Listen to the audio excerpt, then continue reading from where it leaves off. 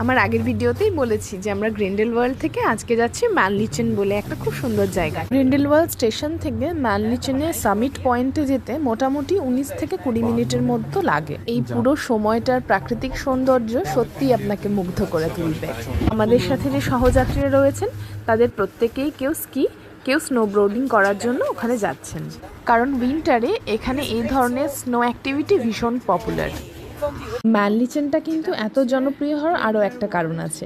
এখান থেকে আইগার, মন্স আর ইয়ুংফ্রাউ বলে পর্বতমালাগুলোকে খুব কাছ থেকে দেখা যায়। এর চারিদিকে যে প্যানোরামিক ভিউ আছে সেখান থেকে আপনি সত্যি এক মুহূর্তের জন্য চোখ ফেরাতে পারবেন না। চলুন তাহলে দেখি জায়গাটা কেমন লাগছে।